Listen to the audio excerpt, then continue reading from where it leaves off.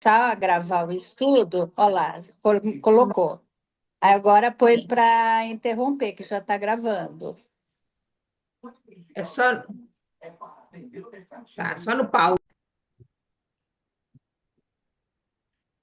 Então, amados irmãos, amadas irmãs, saudando a todos e agradecendo mais uma vez ao nosso Pai maior, ao nosso Mestre Jesus e toda a espiritualidade amiga a oportunidade de estarmos aqui todos reunidos. Convido a todos a elevarmos nossos pensamentos a Deus e mais uma vez agradecer ao Pai, sempre agradecer ao Pai por essa oportunidade, ao Mestre querido Jesus, que é nosso paraninfo, o nosso divino amigo, nosso bom pastor, que nos guia e nos serve de modelo e guia nessa seara da reencarnação. E aos espíritos amigos que nos auxiliam, que cooperam conosco, também a nossa gratidão. Pedimos ao Pai, em nome do Mestre Jesus, que nessa festa de luz de hoje possamos todos, numa construção coletiva, sairmos daqui com sementes de transformações evangélicas em nossos corações. Abençoa principalmente nossa mãe Elcimar, que vai mediar o estudo dessa noite. Mas que todos nós possamos, cada um com seu coração exultante, cooperar com o estudo de hoje. E assim, Pai, em teu nome, honra e glória, hoje e para todo sempre, te pedimos humildemente, em nome do Mestre Jesus, que se assim for da sua vontade, que assim seja, e declaramos abertos o nosso estudo desta noite de terça. Elcimar, minha querida, seja bem-vinda mais uma vez, como se você não fosse da casa. Gratidão por você ter aceitado fazer o estudo, mediar o estudo de hoje, e fique à vontade, porque hoje a palavra é principalmente sua. Eu que agradeço, João, e a todos, né? A oportunidade de estudar mais um pouco, né? Porque diz que o ganho é de quem estuda. É verdade. Porque, com certeza, a gente investe em mais tempo, investe em pesquisa e acabamos por aprender um pouquinho mais, né? E a gente vai pedindo aí a Deus e ao Mestre Jesus que nos ampare, então, para podermos, pelo menos, tentar passar um pouco da nossa pesquisa. E, na verdade, hoje são três versículos. Mateus, né? Continuamos no capítulo 12, continuando a aula do João Marcos da semana passada, no sinal de Jonas, é na mesma passagem, são os três últimos versículos da passagem do sinal de Jonas. Então, capítulo 12, versículo 43 a 45. Nós vamos usar também o de Mateus. E ele também está em Lucas, no capítulo 11, de 24 a 26, esses mesmos versículos. Então, eu vou ler os versículos primeiro, para a gente ter uma noção de como que eles começam e como que eles terminam, Chama, né? Lucas. Então, continuando lá na passagem do sinal de Jonas, se alguém quiser pegar aí a Bíblia, o Novo Testamento, é no capítulo 12, versículo 43. Aí Jesus diz assim: quando o espírito impuro sai do homem, atravessa lugares áridos, procurando repouso e não encontra. Então diz: voltarei para minha casa de onde saí. Após vir, encontra-a desocupada, varrida e adornada. Então vai e leva consigo outros sete Dá uns espíritos 10 minutos, aí piores do que come lá ele. e termina o estrogonofe, o arroz está quase pronto. A gente tem alguém com o microfone aberto aí. Confere, por favor, os microfones, por gentileza. E então vai e leva consigo outros sete espíritos, piores do que ele. E entrando, habitam ali. E Dá 10 torna-se o último minutos, você estado chacoalha daquele lá. homem pior que o primeiro. Assim também será essa geração má. Então, Jesus termina a passagem do sinal de Jonas com esses três versículos. Que quando a gente começa a ler esses três versículos, nós ficamos pensando assim, eu fiquei, né? Meu Deus do céu, o que que realmente Jesus quis dizer com isso? Mas, como no estudo passado, o João Marcos colocou muito bem, que Jesus não fala nada que não seja de proveito, que ele não tinha tempo a perder, né? Em colocar palavras que a gente não aproveitasse, com certeza, quando a gente começa a investigar, começa a pesquisar, nós vamos achar, sim, muito significado. Aí a gente pergunta, o que que Jesus quis dizer com esses 3 versículos? Jesus começa falando um espírito impuro que deixa uma pessoa e depois retorna com outros 7 espíritos piores do que ele. E que ele vai de novo encontrar a mesma pessoa que ele deixou. Então, Estrogonofe para ensina. entender essa Fala passagem, que nós temos que pergunta se quer uma realmente batatinha frita, isso frita. mergulhar no contexto, no simbolismo e nessa mensagem que Jesus está transmitindo. E para entender esses 3 versículos, nós precisamos, então, lembrar de todo o capítulo 12 que nós já estudamos. E o bom de fazer esse estudo sequencial é isso, que para entender esses 3 últimos versículos, a gente tinha que ter estudado o capítulo 12 inteiro de Mateus. Né? Então, vamos só relembrar aqui o que que nós estudamos no capítulo 12. O capítulo 12 começa com os fariseus, né, questionando Jesus, porque Jesus tinha permitido que os discípulos arrancassem as espigas no dia de sábado.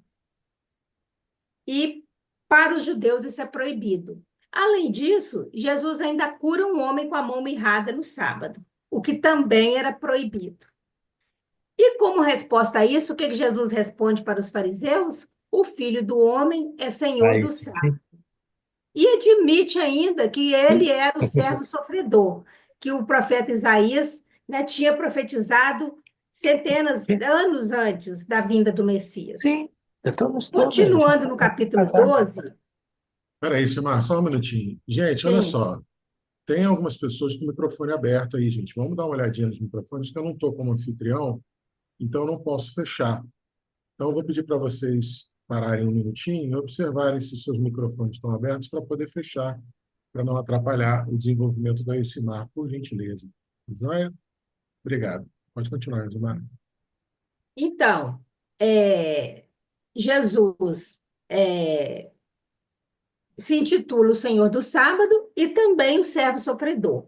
Continuando o capítulo 12, daí a pouco, eles acusam Jesus de expulsar os demônios pelo poder de Beelzebul. Também foi um estudo que nós fizemos. Em resposta, Jesus explica a natureza do seu poder e do reino de Deus. Né? Ainda adverte os fariseus sobre o perigo da blasfêmia, que para o judeu é um pecado imperdoável. Seguindo ainda, Jesus fala sobre a forma exterior que eles falam das coisas divinas, aquela coisa de falar da boca para fora. Né? Eu faço o que eu falo, mas não faço o que eu faço. Então, esses fariseus, que não são todos os fariseus que eram ruins, alguns eram aqueles que queriam mostrar o seu exterior, mas que o coração ainda era cheio de vícios, né? Então, Jesus fala para eles sobre essa condição de que eles, então, no momento que pediram para Jesus um sinal, que seria aquele que ele explica no sinal de Jonas, e Jesus responde, então, que até o povo de Nínive reconheceu o profeta Jonas. E o seu povo não reconhecia o mestre ou o Messias prometido, mesmo depois dele ter dado tantos sinais, como as curas, os milagres, entre aspas. E mesmo assim, eles não reconheciam aquele que veio da parte de Deus. E depois disso tudo, então, Jesus conclui esse assunto com esses 3 versículos, falando do espírito impuro. Esses 3 versículos, ele é chamado também de parábola do espírito impuro, e também a passagem do final do sinal de Jonas, né? E lá no o evangelista Lucas, ele coloca essa passagem apartada do sinal de Jonas. Então, lá os 3 versículos estão separados. E depois desses 3 versículos é que vem, então, a passagem do sinal de Jonas. E Lucas intitula esses 3 versículos como a volta do espírito impuro. Então, são essas as diferenças. Mas Lucas escreve exatamente o que Mateus escreveu. Então, nós vamos seguir Mateus. Então, olha, vamos refletir. Gente, essa passagem, esses 3 versículos, ele é muito refletido por todas as religiões. Pela doutrina espírita, eu achei pouca bibliografia sobre ela. mas com pastores, com padres, eles utilizam muito esses versículos, né, nas homilias e no desenvolvimento do evangelho e do discurso deles. E muito usado também em inúmeros estudiosos. Então, vamos começar, vamos refletir. Nós vamos refletir no sentido literal, é uma passagem muito rica, porque literalmente a gente pode aprender com ela, podemos aprender também o lado espiritual e o lado material. Então, nós vamos refletir esses três sentidos, claro, retirando o máximo do ensino espiritual que é para nós, que é isso que nós fazemos, né? O que é que nós aprendemos com Jesus nesses versículos? Então, quando Jesus fala lá no capítulo 12, no versículo 43, quando o espírito impuro sai do homem, atravessa lugares áridos, procurando repouso e não encontra. Aí nós vamos lembrar lá do livro dos Espíritos, onde Kardec, na pergunta 102, ele acaba descrevendo para nós o que é um espírito impuro. E lá Kardec fala que esse espírito pertence à 10ª classe. Então, ele é realmente um espírito imperfeito, né? Em todos os seus sentidos. Inclinado ao mal, ele é desleal, ele fomenta discórdia, ele se mascara para poder melhor enganar. Ele liga-se aos homens exatamente para retardar o progresso da humanidade e para fazer com que nós, né, no caso, a humanidade, a gente sucumba nas nossas provas. Então, o objetivo dele é bem claro. Quando esses espíritos encarnam, eles já vêm cheio de vícios, cheio de paixões vis, sensualidade, de crueldade, de hipocrisia.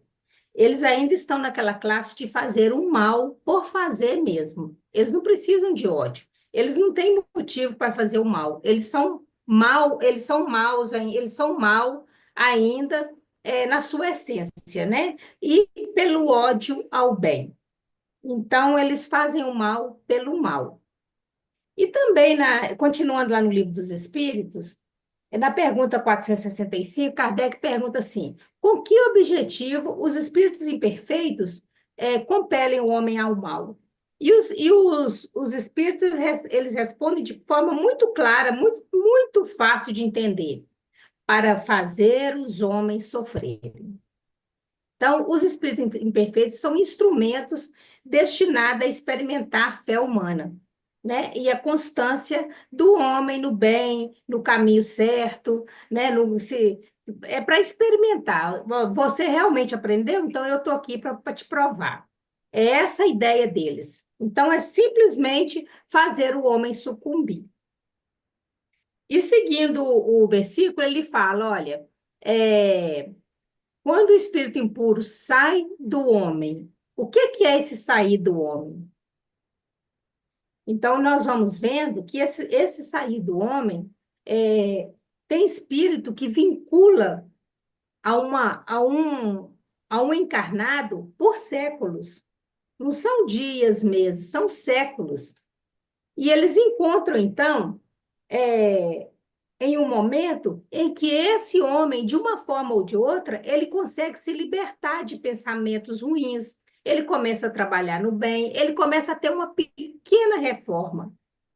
Quando o homem se destina a melhorar um pouquinho, esse espírito impuro, então, ele não consegue ficar mais próximo desse homem, porque não existe mais a sintonia. Então, ele sai. Se aquele corpo não serve mais a ele, ele vai procurar outro, porque a ideia dele é exatamente atrapalhar qualquer um que seja. Ele não tem personalismo, né? Não é pessoal. Ah, eu vou ficar com fulano de tal porque alguma coisa, alguma dívida ele tem comigo. Não. Ele quer fazer qualquer um sucumbir ao erro. Então, olha, a importância que tem o nosso pensamento. Nós começamos a perceber aí, quando nós começamos a pensar de forma para o bem, para o bom e para as coisas positivas, nenhum espírito imperfeito quer ficar perto de nós. Então, a sintonia é muito importante, a sintonia com o bem, porque exatamente o que eles precisam é que nós sintonizemos na maldade deles. Então, ele sai do homem e ele atravessa lugares áridos sem repouso.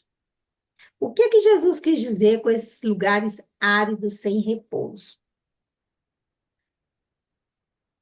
Encarnados e desencarnados, sem objetivo real da vida, sem um foco, sem uma luz a seguir, acabam por encontrar lugares áridos, lugares difíceis. São lugares de sofrimento, cheios de dor. Quando Jesus fala nesse espírito deixando uma pessoa e passando por lugares áridos, ele simboliza exatamente que a pessoa em que esse espírito estava de uma forma ou outra obsediando, ela teve uma pequena melhora.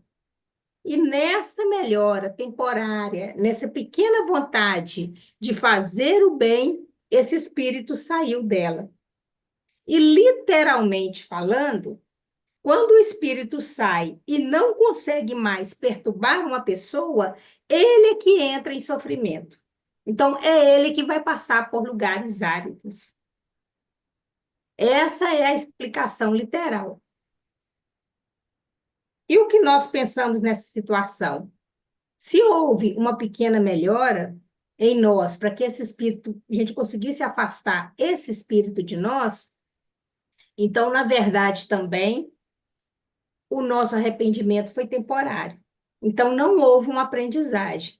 Se eu arrependo temporariamente, eu volto a errar.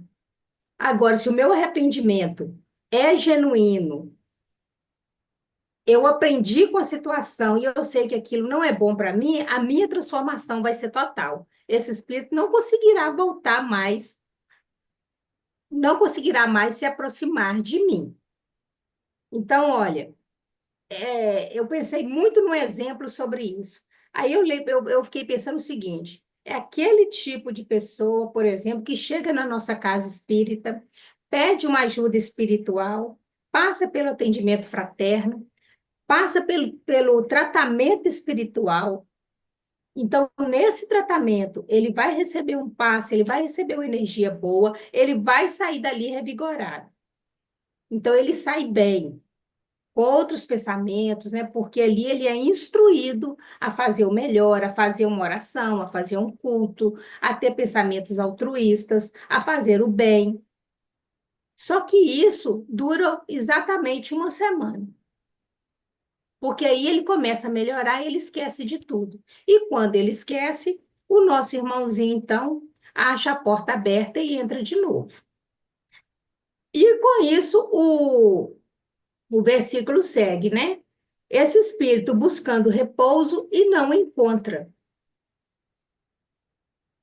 Esse espírito, quando ele não está influenciando alguém, é motivo de sofrimento para ele.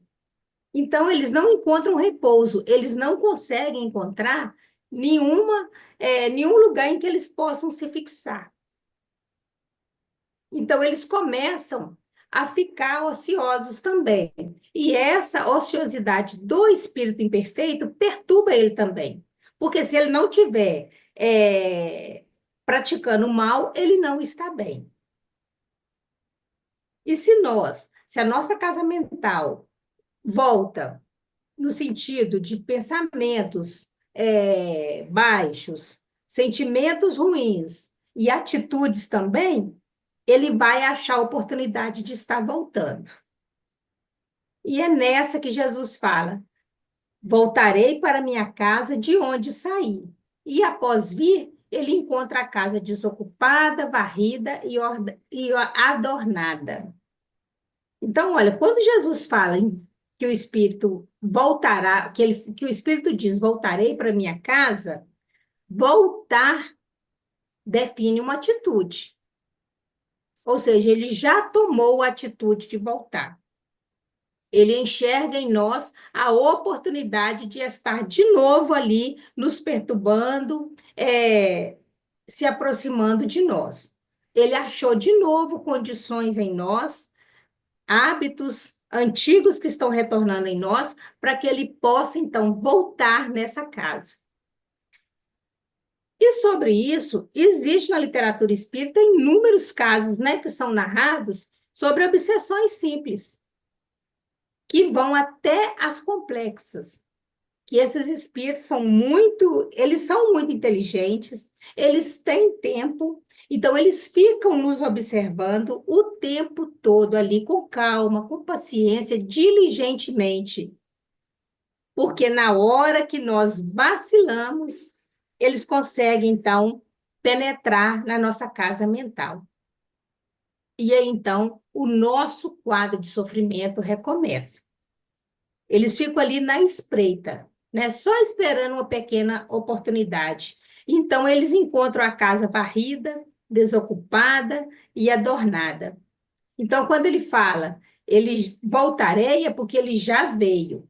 Ele já está ali novamente. E aproveitando a nossa falta de vigilância, a nossa falta de segurança, ele se aproxima com muita tranquilidade, com muita força. E o que é que faz com que esse espírito, então, consiga se aproximar tão bem de nós e nós permitimos? Então, Honório de Abreu nos explica, lá no livro Luz Imperecível, que o que faz acontecer novamente esse espírito ocupar a mesma casa mental é a ociosidade mental.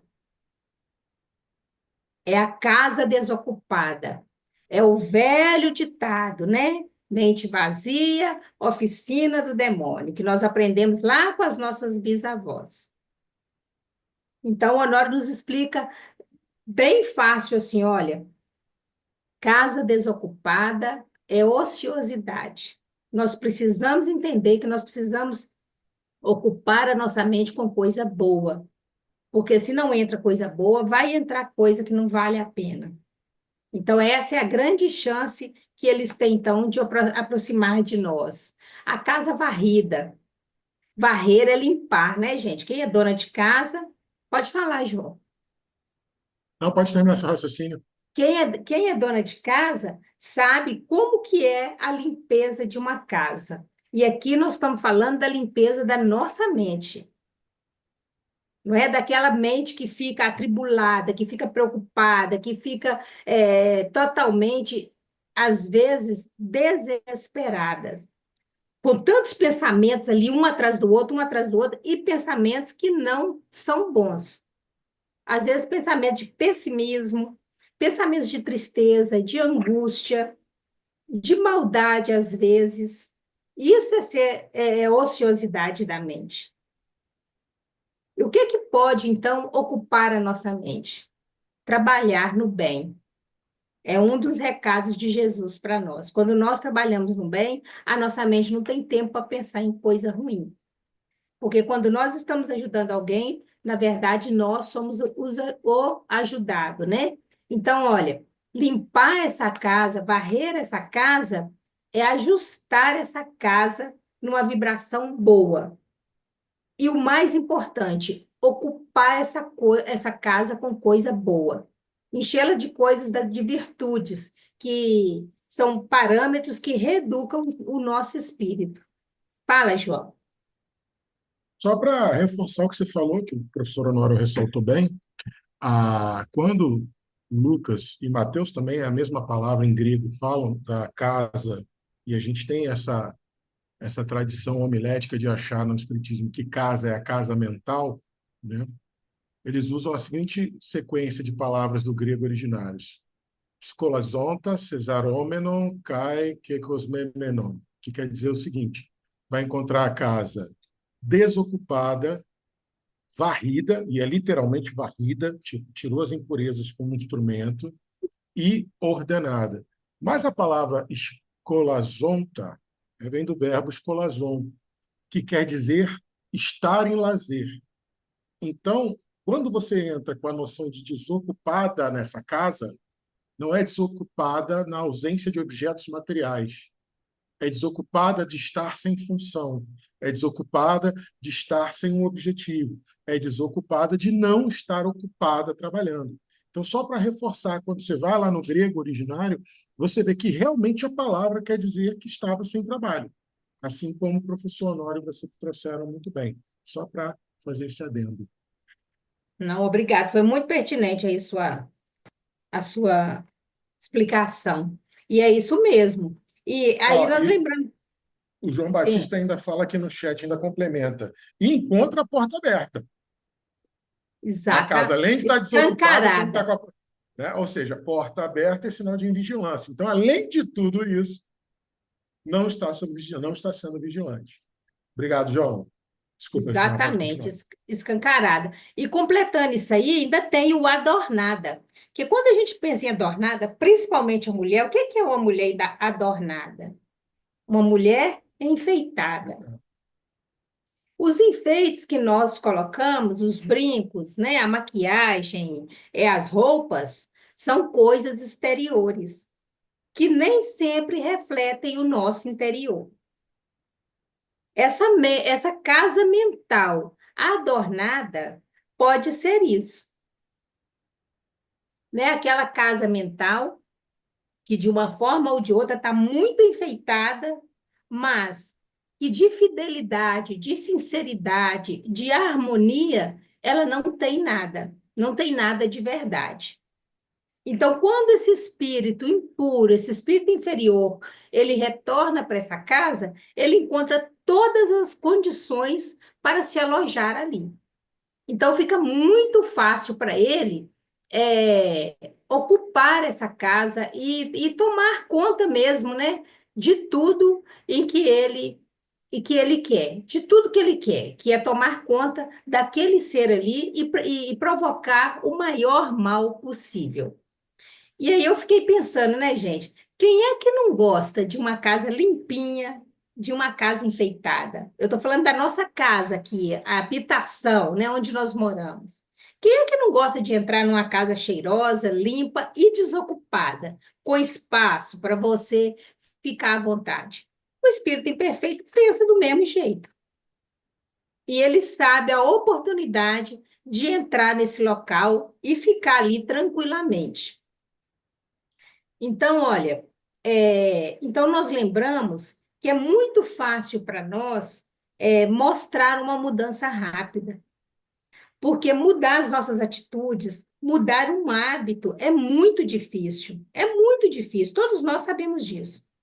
Quando o médico fala com a gente assim, olha, a partir de hoje você não pode tomar café com açúcar. Oi, gente, para mim foi uma tristeza. Eu fiquei um ano.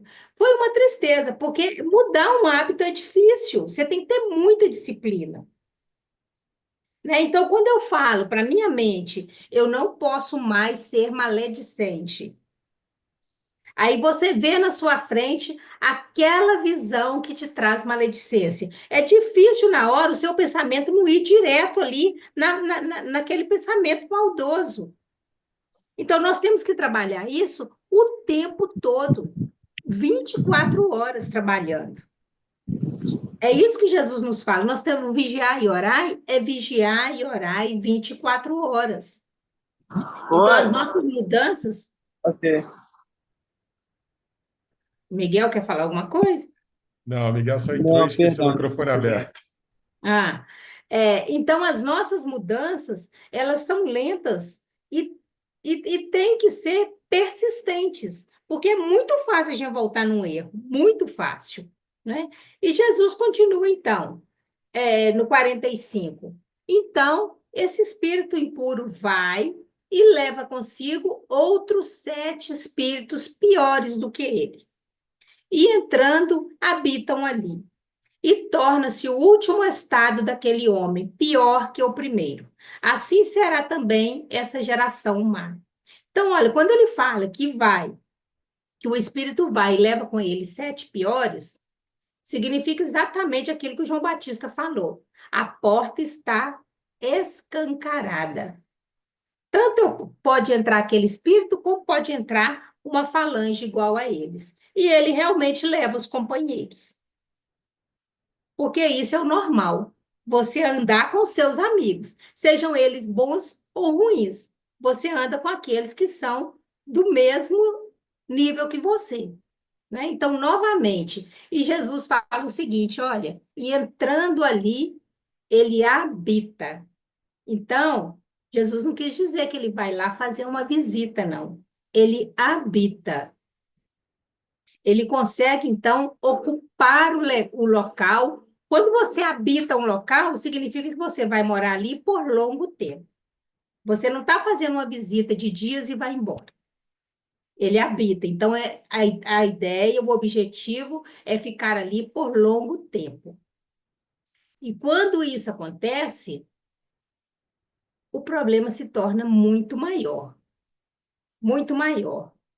E há um agravamento, então, de tudo que tudo que já existia com um espírito, quando ele volta e habita com mais sete, o agravamento dessa situação é muito maior. E nós lembramos, então, do número 7, que aparece tantas vezes na Bíblia, não é? E aí lembramos o que que significa esse número 7 na tradição judaica, o que que ele simboliza, né? O número 7 simboliza completude, simboliza plenitude. O número 7 encerra uma etapa completa, uma etapa perfeita, né? 7 dias da criação, né? É um ciclo fechado, uma operação concluída. Então, o Oi, número 7 Silmar, significa... Oi, eu pensei nos 7 pecados capitais. exatamente. As 7 cores do arco-íris, né? Bom, tá, fecha. Então, assim, o 7 ele denomina exatamente uma operação concluída com êxito. Ou seja, tudo encaixou ali e deu certinho. Foi isso que Jesus quis dizer. Olha, ele levou e levou mais 7. Ou seja, a porta está escancarada, a mente está vazia, está limpa, está enfeitada de coisa exterior. Então, ele conseguiu fechar o ciclo para que ele possa habitar naquela mente, naquela casa mental, porque serviu exatamente como abrigo para esses espíritos. Então, olha, o retorno desse espírito impuro com outros 7 ilustra, então, o perigo de uma mudança superficial. Quando nós pensamos em fazer alguma mudança em nós mesmos, uma reforma, hoje eles não gostam mais de usar a palavra reforma íntima, né?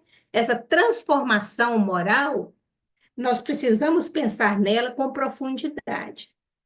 Aquela que realmente vai atingir o nosso espírito imortal.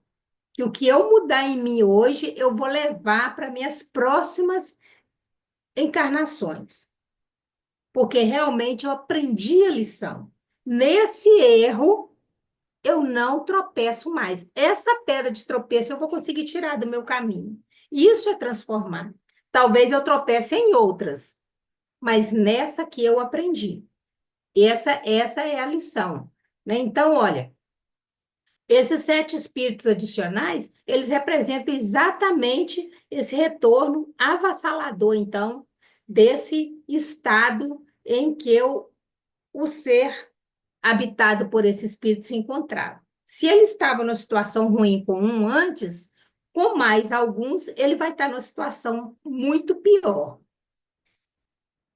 E lembrando ainda de quando Jesus fala da habitação, né, que sugere essa acomodação a longo prazo, né, morar ali naquele lugar, nós lembramos, então, do Livro dos Médiuns, onde fala da obsessão a caminho da subjugação, que é aquela em que o espírito consegue, então, paralisar a vontade do hospedeiro, né? A vontade do ser humano. Então, a partir daí, a vontade que ele faz, o espírito consegue, então, colocar o ser humano sobre seu jugo. Tudo que o homem faz é de conforme o que o espírito quer que ele faça. E essa subjugação ainda tem um agravante. Ela pode perdurar, né, por inúmeras reencarnações. Então, olha o perigo em que nós nos encontramos quando a nossa casa mental está, então, nessa situação de vazio, né, nessa situação de limpeza das coisas boas, das virtudes, né, das coisas altruístas. Então, continuando, Jesus ainda fala o seguinte: torna-se então o último estado daquele homem pior do que o primeiro. Então, quando conseguem realmente entrar nessa situação da subjugação, né, dessa vontade do espírito sobre o ser humano, realmente se torna o último estado desse humano, né? Então, olha, o homem, ele precisa construir essa fortaleza moral. É dessa forma que nós vamos, então, dispersar um pouco desse mal em nós e sobre nós, né? E como que a gente faz isso? Aí, quando a gente começa a entender os ensinamentos de Jesus, é tão simples. E por que que a gente ainda deixa que esses espíritos imperfeitos se aproximem da gente? Como que a doutrina dos espíritos nos ensina que nós afastamos esses irmãos imperfeitos de nós, praticando o bem, né? Moralizando as nossas atitudes corriqueiras, seguindo os preceitos do Evangelho de Jesus, né? Tendo pensamento altruísta, tentando domar nossas más tendências. Não é uma coisa miraculosa e tão difícil da gente fazer. É preciso que a gente tenha disciplina mesmo nos nossos hábitos, que são hábitos normais, que a gente comete, que a gente faz diariamente. Isso dentro da nossa casa, com o nosso vizinho, dentro da casa espírita, quando a gente vai pegar um ônibus, coisas simples. E nessas coisas simples que às vezes nós vacilamos. E os obsessores, então, tomam conta de nós.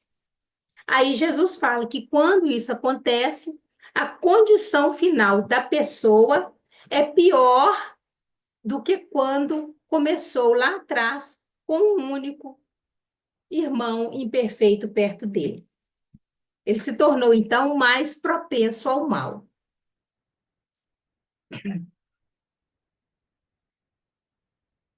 E lembrando, gente, que não é só o lado espiritual, não, né? Quando nós erramos reiteradas vezes na vida normal, a nossa pena é agravada. Se um irmão é pego no mesmo crime por 2 vezes, ele já não é mais um réu primário. Se ele for condenado 2 vezes pelo mesmo crime, a pena dele vai ser mais pesada. E no mundo espiritual não é diferente, não. Se nós reiteramos o nosso erro, sabendo que nós já passamos por aquele caminho e que nós aprendemos que não era bacana aquilo ali, e que mesmo assim nós novamente tropeçamos na mesma pedra, a nossa situação não vai ser tão simples mais. O sofrimento vai ser maior. Então, é isso que Jesus quis dizer. Ações reiteradas, na verdade, agravam as nossas dores e os nossos sofrimentos. Porque a aprovação, nós aprendemos isso tantas vezes, né, na doutrina espírita, toda aprovação que a gente passa, ela requer um aprendizado. Se nós não aprendemos, a aprovação continua, ela só acaba quando a gente aprende a lição. Porque se aprendeu a lição, você não comete mais a mesma situação. E Jesus, então, vai finalizando esse versículo falando sobre aquela geração má, que semana passada nós aprendemos com João Marcos, que a geração má é uma geração adúltera, né? Uma geração que realmente não aprendeu a lição. Aí vem a pergunta: quem é essa geração má e adúltera que Jesus estava falando? Se alguém quiser comentar, pode ficar à vontade, viu?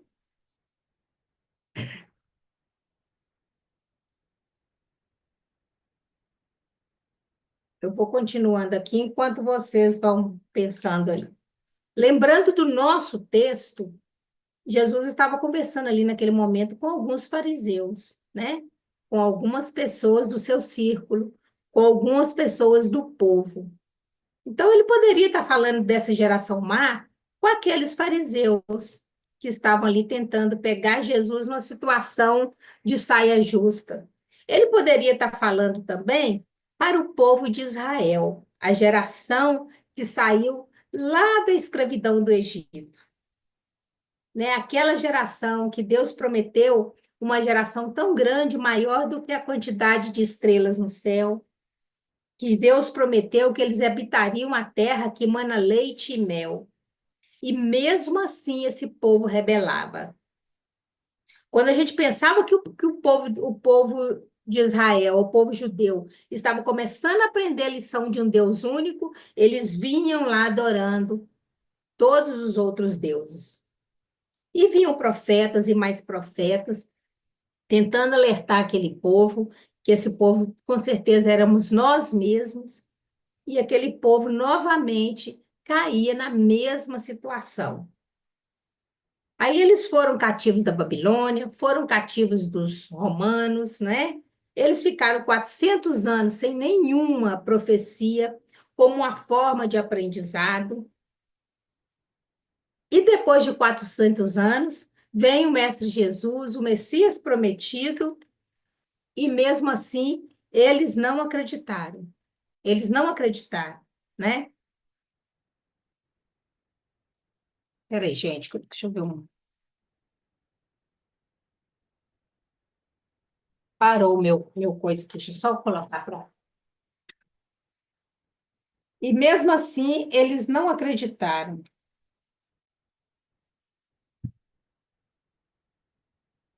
Então, essa geração má também, nós podemos entender como nós mesmos, a nossa geração.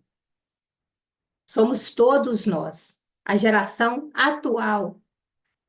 Então, essa geração que Jesus quis dizer má e adúltera, são todas as gerações que receberam os ensinamentos, seja desde lá do povo de Israel até hoje, recebe os ensinamentos evangélicos, como nós estamos recebendo aqui no nosso estudo toda terça-feira, mas a gente não dá a devida importância a esses ensinamentos.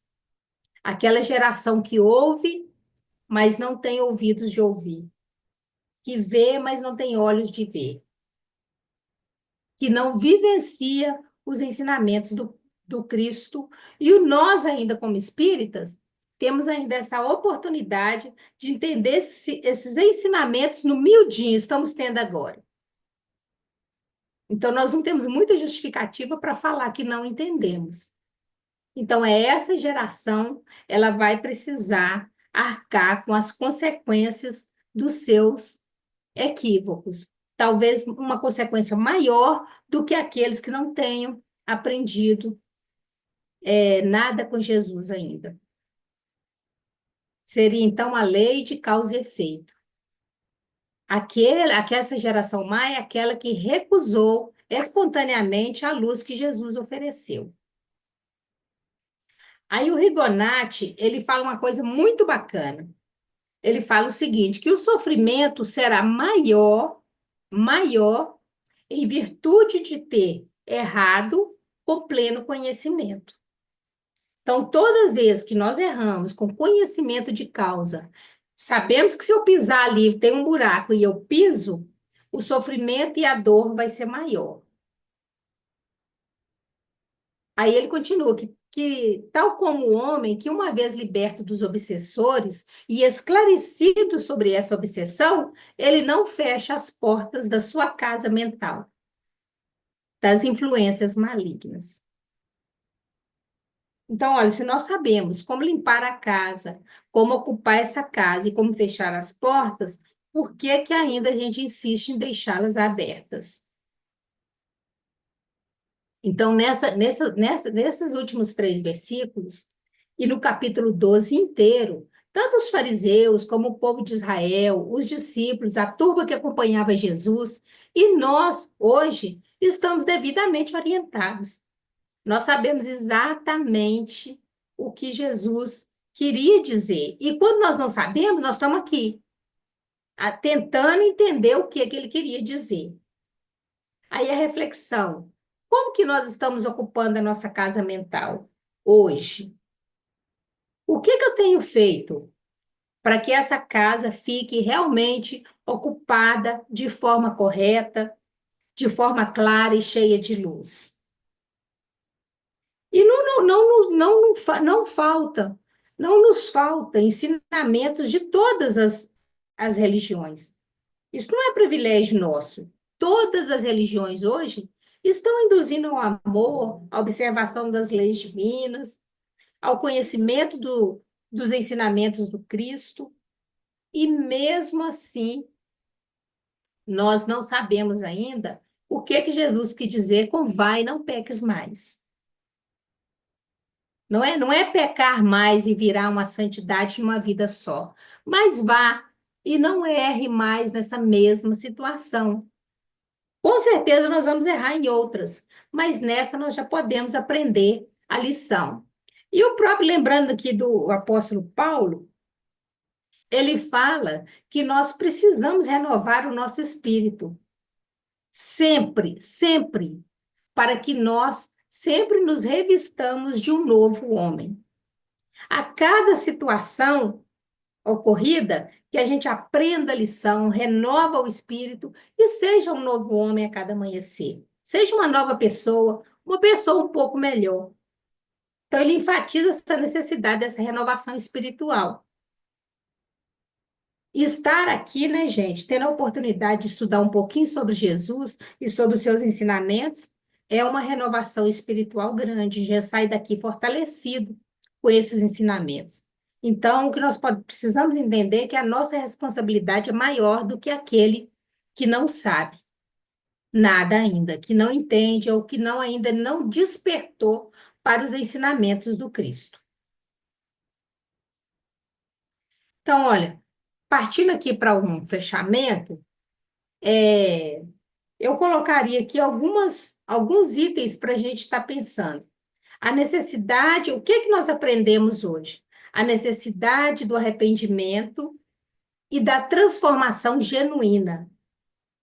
Eu não posso arrepender só para que eu melhore a minha situação momentaneamente. Eu preciso arrepender e eu preciso aproveitar esse arrependimento e mudar a situação. Ou seja, fechar as portas da minha casa mental, para que eu não seja mais assediada por nada que possa prejudicar ainda mais a minha caminhada. Também nós aprendemos o perigo de uma casa mental vazia. Então, que nós aprendamos a ocupar essa casa mental com trabalho útil, com pensamentos do bem, né? Com coisas boas, que a gente comece a lembrar das leis divinas e que nós possamos, então, de certa forma, combater esse mal, né? Pelo menos enfrentar esse espírito de frente e falar com ele, olha, aqui a porta está fechada. Então, comigo você não tem chance mais.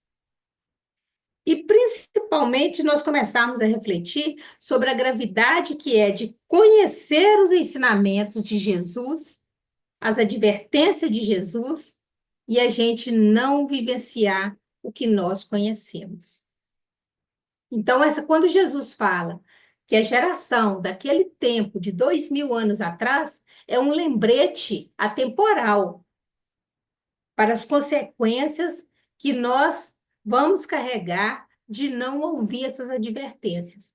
Então, é muito atual o que Jesus nos fala, não é? Tem um pastor que chama Lewis, e ele interpreta esses 3 versículos como as cartas de um diabo e seu aprendiz. Aí ele fala da sutileza, porque, no caso, ele fala do espírito impuro como um diabo, né? Um demônio. Da sutileza desse espírito para com o ser humano. Como que ele chega de forma sutil em nós e como que ele vai tomando conta devagarzinho. Que nós precisamos travar uma guerra espiritual. Aí ele fala da importância do vigiar e do orar, da importância da vigilância, dessa vida espiritual, né? Dessa vigilância, desses pensamentos que nós temos o tempo todo. Então, muito interessante a interpretação dele, né? Que trazendo para a luz da doutrina espírita, ela cai muito bem assim conosco. essa sutileza dos espíritos inferiores e ir nos conquistando, pouco a pouco, e daí a pouco tomando conta de nós, né? Então, em resumo, esses três versículos nos desafiam a realmente fazer uma reflexão sobre a nossa vida, né? Ele nos desafia a realmente entender se nós estamos varrendo e enfeitando a nossa casa mental, ou se nós estamos varrendo e deixando limpa mesmo, e ocupando essa casa com coisas que Jesus gostaria de ver. Se nós estamos deixando essa casa limpa para convidar Jesus a habitar dentro dela. Ao invés de nós deixarmos as portas escancaradas para espíritos imperfeitos, que nós tenhamos pensamentos que possamos, então, permitir que Jesus entre dentro dessa casa mental e ali ele possa habitar, fazer morada, né? Pela eternidade, aí, acompanhando o nosso espírito imortal. Então, na verdade, eu acho que Jesus nos chama, então, para esse relacionamento profundo com Ele, autêntico, né? E olhando de frente para Jesus e falando: olha, eu sou seu filho ainda imperfeito, mas eu estou tendo condição de abrir a minha mente e deixá-lo habitar em mim. E estou tentando ser melhor um pouco a cada dia. Eu acho que é isso que Jesus quis dizer. Que nós possamos, então, ser uma geração melhor, né, que possamos ouvir esses ensinamentos e possamos seguir em frente com ele e, quem sabe, encontrar a felicidade ainda nessa vida. Então, meus irmãos, é isso que eu gostaria de passar sobre sobre as reflexões que eu fiz sobre esses 3 versículos. E fiquem à vontade para também falarem as reflexões de vocês, dar opinião, o que vocês acharam.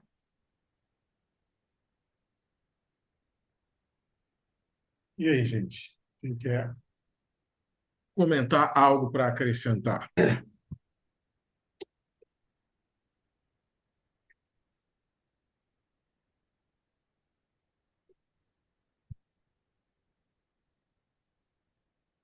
Outro aspecto bem interessante do número 7, que é pouco explorado na cultura judaica, é a questão do castigo e do perdão, né? Quando Jesus fala para Pedro assim: não, você não vai perdoar só 7 vezes, vai perdoar 70 vezes 7. Lá no Velho Testamento, em Gênesis, tem a história de Lameque, que era pai de Noé, que Deus teria dito assim: se Caim, porque tem uma dissonância, né? Tem um Lameque que é filho de Caim e tem um Lameque que é filho de Sete. Sete foi o filho que veio para ocupar o lugar de Abel, né? Então tem um Lameque que é a 7ª geração depois de Sete e tem um Lameque que é a 7ª geração depois de Caim.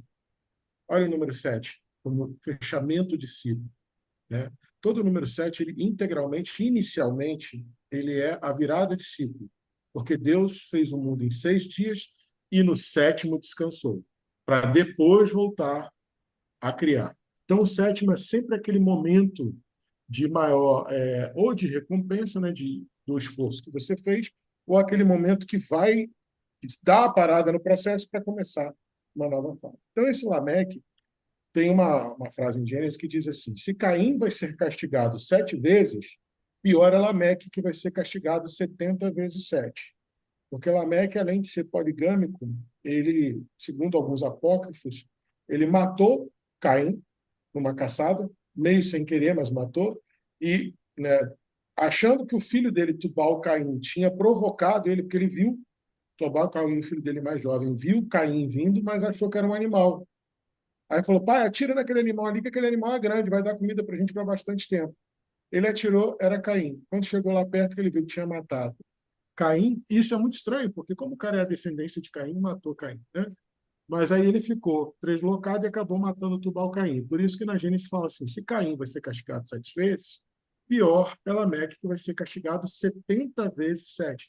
Ele cometeu 2 tropeços na mesma ação. Ele foi lá e, em vez de se arrepender, não, ele foi lá e ainda se vingou, achando, não quis nem saber em qual contexto Tubal-Caim tinha falado para ele atirar a flecha, e foi lá e matou, achando que Tubal-Caim achando que tinha agido de má fé com ele, né? Do mesmo jeito que o 7 pode ser essa coisa da consequência num ciclo mais ampliado, o que quer dizer o 70 vezes 7? Que você vai ter que ciclar várias vezes para Infinitamente. corrigir, ou pelo menos muitas vezes. A noção de infinito para o judeu é meio complicado, porque se ele fala 70 vezes 7, tem um início, meio e fim. É prolongado, mas é bem prolongado, mas tem início e fim. Então, ele quer dizer que você vai ter que ciclar, vai ter que entrar em vários ciclos sucessivos para resolver, para findar aquele processo, né? Então, assim como Lameque vai ser castigado 70 vezes 7, Jesus ensina a Pedro: você vai ter que perdoar 70 vezes 7. Então, quando o espírito impuro volta para aquela casa mental que ele antes estava provocando tropeço, acha ela limpa, organizada, mas desocupada, e traz outros 7 espíritos, outra forma de a gente, impuros também, outra forma de interpretar isso, que ele começa, então, o seu processo de purificação. Por quê? Se a casa já está pelo menos limpa e organizada, concordem comigo que a chance dele, mesmo a gente estando em vigilante, e Emmanuel fala isso, mesmo a gente estando em vigilante, se a nossa mente estiver minimamente organizada e limpa, a chance desse espírito impuro, enquanto estiver encostado na gente, ouvir uma boa palavra, ver um bom exemplo nosso, ser sensibilizado por algum aspecto evangélico, é maior. E isso faria com que ele começasse o ciclo do 7 dele para ir se purificando, né? E aí, outra forma também, Lucimar, você falando aí, uma outra forma que me veio à cabeça seria também o processo reencarnatório. A gente sabe que o espírito impuro não necessariamente é um obsessor, né? Todo obsessor tende a ser um espírito impuro, mas um espírito impuro, por classificação kardeciana, é só um espírito obstinado no mal. Mas aí, antes de você trazer isso à baila, eu estava imaginando aqui na lição, poderia ser uma questão reencarnatória. Então, quando você começa a estar preparado, que sua casa está minimamente limpa, está minimamente organizada, você ganha o direito de ir começando a resolver as suas questões com seus obsessores do passado, seus credores do passado. E aí, com a casa minimamente limpa e minimamente organizada, ele vai trazer outros 7, porque aí começa você o seu ciclo de arrependimento, expiação, provação, restaurar o bem que você impediu de acontecer, e vai, e vai, e vai, e vai. É uma outra forma da gente também absorver isso. Mas, principalmente, lembrar que ele voltar com 7 espíritos. E aí o que me intrigou muito foi, na volta com 7 espíritos, ele está numa situação pior do que estava antes. Mas qual a situação que ele estava antes?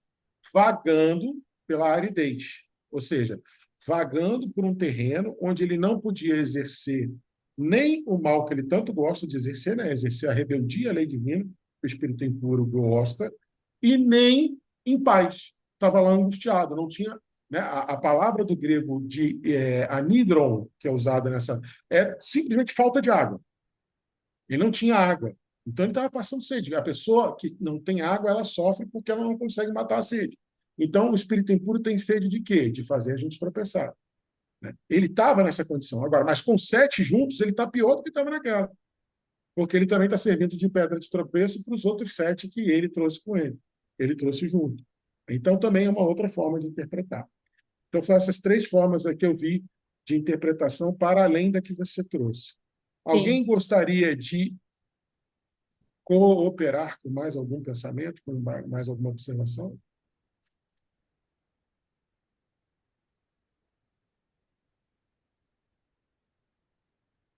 Está claríssimo. Era um texto que dava pouco entendimento e vocês clarearam muito a semana passada, juntando com essa, e fez um belo banquete, que a gente possa vigiar, cuidar da nossa casa mental e não deixar que as traças né, os amiguinhos mal intencionados cheguem em nossa casa. Exatamente. É um texto intrigante, né? Mas que traz, depois que a gente começa a estudar, traz tanto conceito e tanta clareza. Você falou muito bem, Vera. Realmente. Muito aprendizado mesmo. E a gente fica mais vigilante mesmo, né? Com todo e qualquer pensamento.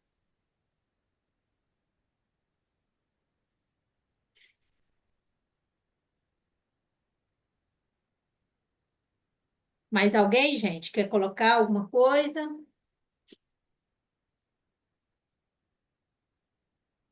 Eu quero fazer uma provocação, mas assim, fiquem à vontade, porque nem eu mesmo pensei nessa resposta. Me veio aqui agora essa intuição.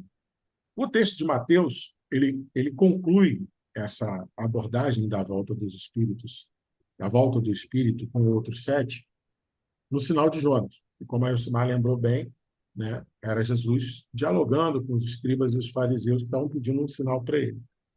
Como que a gente linka esse comportamento farisaico? Eu sei que a Elcimar deu uma pincelada muito boa nisso durante a fala dela. Mas, além de saber se você querer saber se vocês prestaram atenção, eu queria saber se alguém pensou em algo mais. Como que a gente linka essa questão da casa mental desocupada, dos sete espíritos, do espírito que vai e volta? Como a gente linka isso no comportamento farisaico da época de Jesus? Como é que vocês acham que essa metáfora, essa alegoria do espírito impuro que sai da casa mental de um homem, e aí não encontrando, né, repouso na aridez da psicosfera que ele mesmo cria, volta, acha a casa daquele homem organizadinha, limpinha, mas desocupada, e vai ali, faz morada e traz mais sete para morar com ele.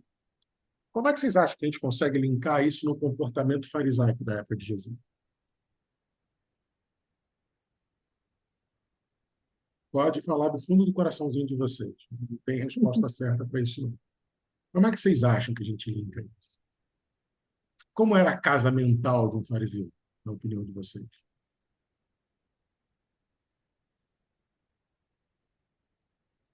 Aparência, né? Como Ornada. ela Ixi, nossa, falou, calma. Calma, um de não é cada vez. aparência. Os fariseus ficavam de aparência, como até hoje, né?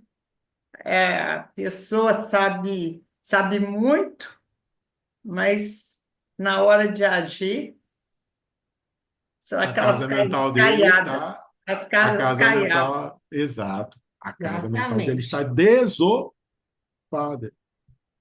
Quem mais pensou em alguma coisa? Porque eles vão encontrar sua casa ornada, só enfeitada. Sim. E aí, o Simar falou uma coisa muito interessante na conclusão dela, né, a respeito de nós que professamos a doutrina dos espíritos. A gente não tem grandes desculpas para dizer que não sabe, não entende. Mas deixa eu contar uma coisa para vocês. Os fariseus também não tinham grandes desculpas. Os fariseus eram os doutores da lei. As interpretações mais refinadas da lei judaica estavam sob domínio do conhecimento deles. Vocês já pararam para pensar por que o fariseu tinha tanta dificuldade de parar para pensar? E se esse Nazareno tiver certo? Se ele for o Messias mesmo? Como pararam para pensar Nicodemos, José de Arimateia e mais dois ou três fariseus que pararam. Gamaliel. Cara, e se realmente esse cara for o Messias? Por que vocês acham que para eles era tão difícil ponderar a possibilidade? Porque vejam bem, se os evangelhos estiverem corretos na sua narrativa, e eu prefiro acreditar que eles estão corretos, Jesus deu, principalmente segundo Mateus, mas se você não quiser usar só Mateus, porque Mateus era prevaricatório, Mateus quis provar isso, se quiser usar Marcos, Lucas e até João, você vai ver que Jesus deu todos os sinais de que ele era o Messias mais de uma vez. Todos. João até transforma em 7 semeios. Ele simboliza o messianato de Jesus em 7 sinais, em 7 milagres. Então ele deu todos os sinais, mais de uma vez. E aí a minha pergunta agora é, eu vou fazer duas perguntas, uma em cima da outra, mas eu preciso que vocês pensem primeiro nessa. Na opinião de vocês, por que era tão difícil na cabeça de um fariseu ponderar que Jesus realmente poderia ser o Messias? Por que vocês acham que era tão difícil para eles isso?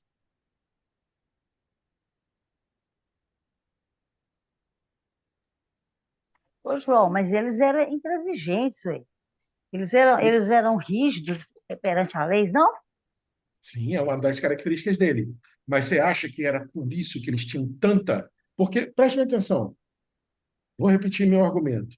Eles eram intransigentes, eles eram legalistas, sim, eram endurecidos na lei, sim, eram inflexíveis na interpretação da lei, sim, mas Jesus deu, vou repetir, Jesus deu todos os sinais do Messias mais de uma vez. Por que eles não reconheceram? Eles não queriam perder, a soberba deles, o orgulho, eles não queriam, principalmente, era um judeu carpinteiro do povão e queriam o Messias vindo no palácio, num lugar com ouros, e não numa manjedoura. Jamais o orgulho deles. Um Messias que pede para você não vencer os romanos, mas vencer a sua própria ignorância, né? A sua própria concupiscência. Deixa os romanos quietos. Vence o egoísmo dentro de você. Eles Até queriam alguém. hoje, até hoje, os papas, os padres, naquela postura de orgulho, de poder. É o poder, corrompe. Por isso que João repetia, né? A hipocrisia. Né? A hipocrisia de quem está no poder. Mas alguém ia falar um outro argumento Não, aí. eles queriam alguém que agisse e pensasse igual eles. Alguém Porque que viesse coroar, né? Eles falaram assim, pô, aqui, ó, vocês levaram tudo certinho antes de eu chegar, ó, vocês fizeram tudo certo, toma aqui um prêmio para vocês. Não é isso? O que mais? Quem há aqui? mas eles eram muito admirados, e mesmo assim, eles Sim, eram sim. desprezados, mas o povo admirava, entendeu? O povo temia eles, Cristina. Ué. Mas assim, Vê se mas era alguém arrumar admirável. treta. Exatamente, porque eles eram, até então, culturalmente, eles eram a representação de Deus. Lembre-se, tinha 400 anos que Deus não conversava com eles através de um profeta. Então, os fariseus foram se tornando, desde Iliel, que é a escola farisaica mais famosa, que ainda é, até hoje, a mais marcante do farisaísmo, né? Eles foram se tornando devagarinho as figuras imediatas de Deus. Então, peraí, se não mandou nenhum profeta, e os fariseus têm dominado cada vez mais a lei, então eles devem ser, agora, a vez deles, Deus deve ter mandado eles para isso. Provavelmente era o que pensava. Mas agora eu quero fazer a segunda pergunta. Se não mandou nenhum profeta, que não precisa mais. Está tudo certinho do jeito que está. 400 anos de silêncio, 4 vezes 100. 100 são eras. Né? 4 é o fechamento completo de ciclo, é uma coisa hermética, uma coisa... Lembra que eu já expliquei para vocês sobre o número 3, o Hatzaka? Né? O 3 é a confirmação de que algo é sacro, confirmação de que aquilo realmente vem de Deus. E o 4 é isso girando. É a ciclicidade da santidade, né? Do cumprimento, da obediência à lei. Então, 400 anos é para o povo começar, para se preparar para o último e definitivo profeta, para que eternamente, para que a eterna aliança chegasse. Tem uma simbologia numérica disso. Mas a segunda pergunta que eu quero fazer, inspirada na primeira, e nós? Quanto de farisaísmo a gente ainda tem? O quanto que a gente ainda enxerga o evangelho com esse olhar, tipo assim, pô, mas isso aqui também, né? Mas será que é? Ou na hora de praticar, porque na teoria tudo é muito lindo. A gente aqui no NEP, estudando a teoria, a gente tem as respostas para tudo. Hoje de manhã eu estava conversando com o Miguel na hora do café sobre isso, sobre o advento do Espírito da Verdade no Evangelho segundo o Espiritismo. Todo mundo a grande maioria para no Espíritas Amai, no item 5 do capítulo 6. Espíritas, amai-vos, esse é o primeiro mandamento. Instruí-vos, esse é o segundo. A maioria para por aí. Mas o mais importante que Jesus está falando para a gente ali, enquanto Espírito da Verdade, vem depois na frase seguinte. Todas as verdades se encontram no cristianismo. São de ordem humana os erros que nele se lhe apresentam. O mais importante é essa frase. Então, eu vou perguntar, mas aí agora vocês vão responder cada um para o seu coraçãozinho. Não precisa falar, a não ser que se sinta muito à vontade. Quanto de farisaísmo a gente ainda está sustentando? O quanto que a gente ainda tenta ser um intérprete, né, prevaricatório, como os fariseus eram, da necessidade da transformação que o Evangelho convida. Porque estar aqui estudando é muito fácil, a gente gosta e faz muito bem. Mas vamos começar a analisar, vamos fazer uma análise rápida nos nossos corações hoje, antes de dormir, seguindo o exemplo de Santo Agostinho. Vamos dar uma olhada em quanto que a gente ainda tem esse farisaísmo dentro da gente. O quanto que eu ainda sou resistente a transformações. Ah, cara, perdoar fulana, mas fulana também não muda, eu vou perdoar ela, mas se eu perdoar, eu vou ser conivente com ela, porque ela tem mais do que se lascar para ela aprender. Porque comigo foi assim. Isso é uma frase farisaica. Por que que você pede um sinal? Vou dar o exemplo da própria lição. Pai, para eu entender que o senhor quer isso, me dá um sinal. O sinal é o espírito que você é usando a inteligência que você é, porque o espírito é o princípio inteligente do universo. Mas se eu errar, João, faz parte. Talvez é isso o plano de Deus para você hoje. Mas se eu tropeçar, João, talvez seja o plano de Deus para você hoje tropeçar. Porque não decidir ou adiar uma decisão, ou achar que não está decidindo, adiando a decisão, talvez seja o pior dos pecados, porque isso faz a casa mental ficar desocupada. A verdadeira desocupação da casa mental, e é onde a casa mental tem que ser mais ocupada, é com a fé. E eu já falei para vocês mais uma vez que Agostinho ensina para a gente que fé é confiar no que você acredita. Então, uma casa mental vazia é aquela casa que você não confia nos adornos da sua crença. Aí a sua crença vira só adorno. É uma casa mental que você varreu, mas a sujeira continua lá fora. Você não botou lá no saco de lixo e levou para outra lixeira ou queimou no quintal. O verdadeiro farisaísmo, como João aponta muito bem no evangelho dele, é a nossa, a minha, a sua hipocrisia frente à lei de Deus. E qual é a nossa hipocrisia frente à lei de Deus? É não se esforçar para aceitar as verdades que são inexoráveis e ficar criando paralelismos de verdade para aquilo encaixar melhor no que a gente acredita ou no que a gente dá conta emocionalmente de suportar. Como pedir um sinal? Caramba, Jesus tinha feito todos. Jesus estava ali, segundo o Evangelho, há mais de uma semana curando. No sábado, inclusive. Para quê? Por quê? Qual é a sua intenção?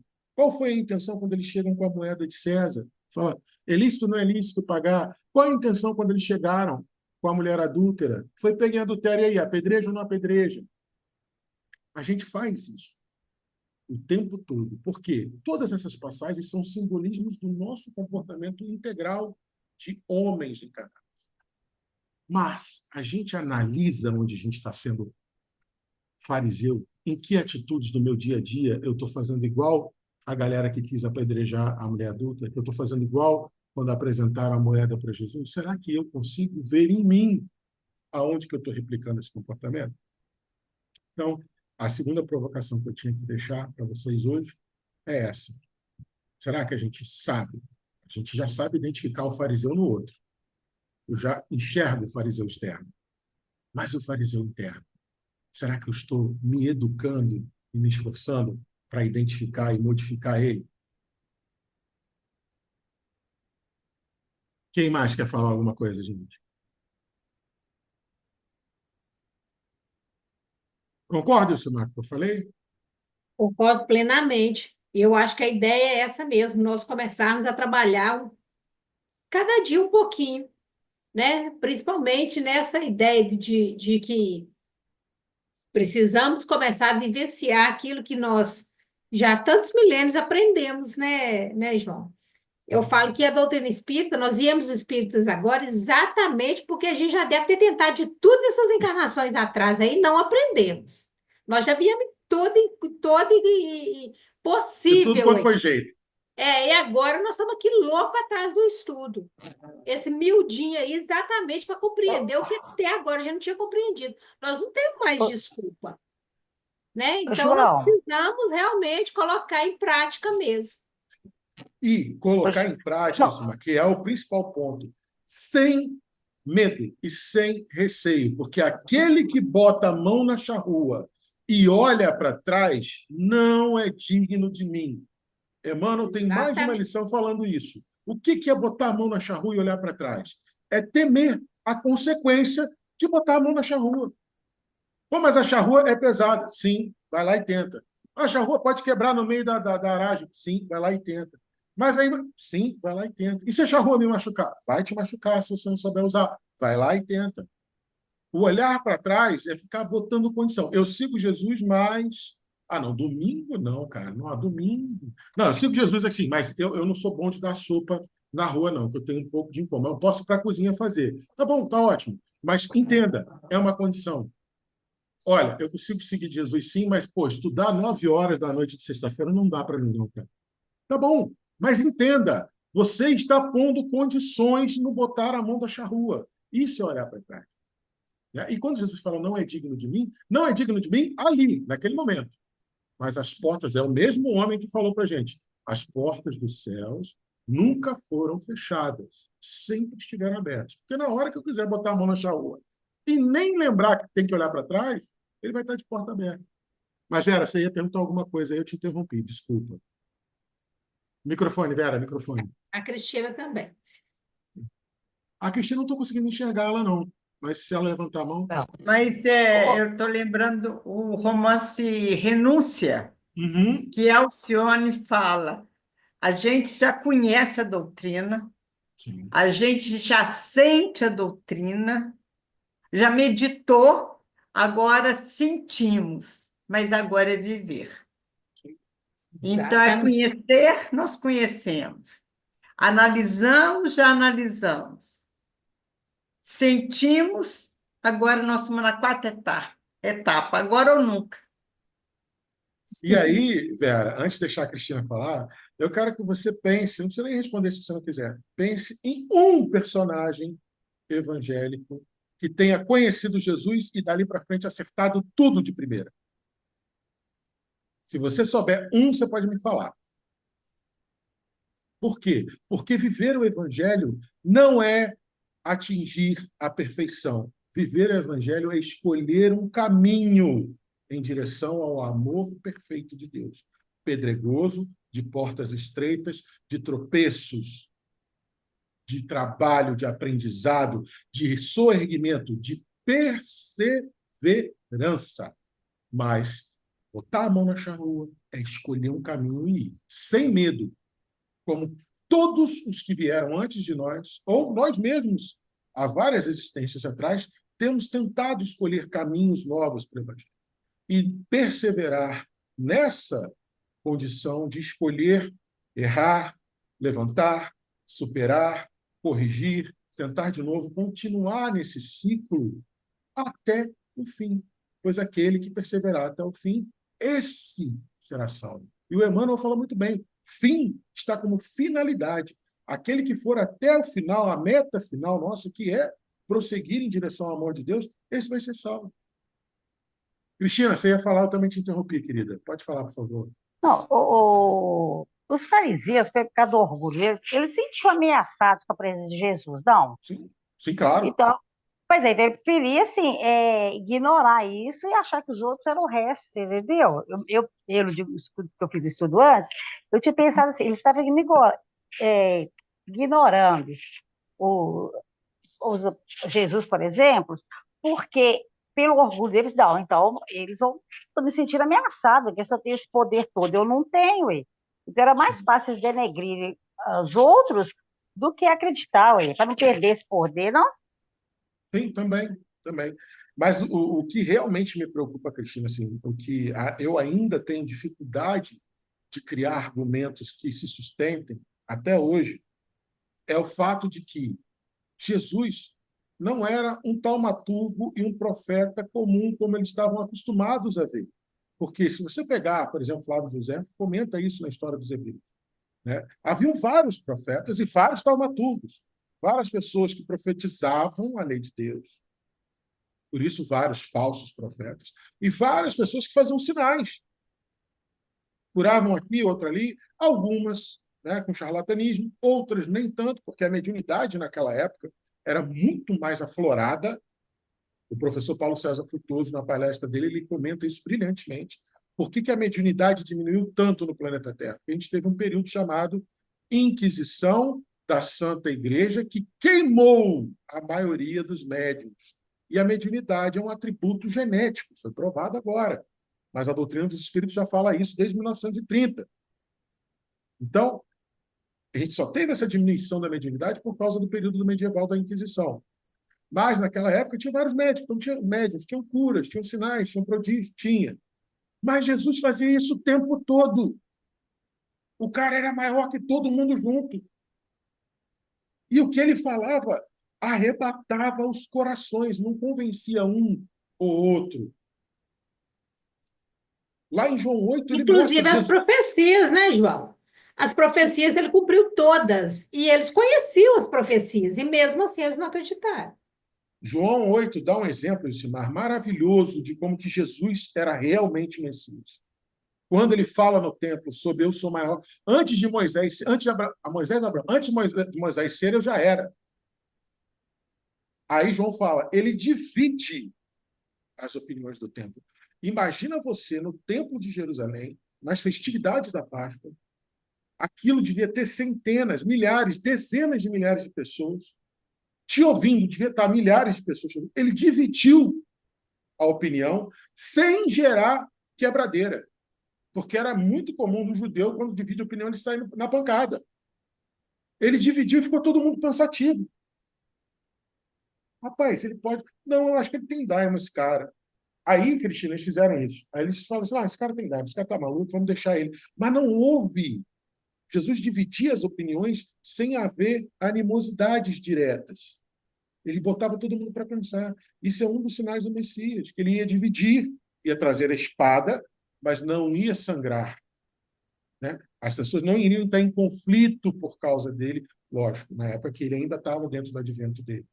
Então, o que realmente me intriga até hoje é qual a desculpa que eles inventaram. Eu queria muito, né, quando eu desencarnar, ter o merecimento de entender e estudar isso. Qual era a motivação mental deles? Para fechar os olhos para tudo que Jesus fazia. E Jesus fazia muito mais do que qualquer outro já havia feito ou estava fazendo. Mas é uma dúvida minha. Loucuras na minha cabeça. Quem gostaria de falar mais alguma coisa? A gente está encaminhando para o finalzinho, já são 21 horas. Quem gostaria de fazer um último comentário?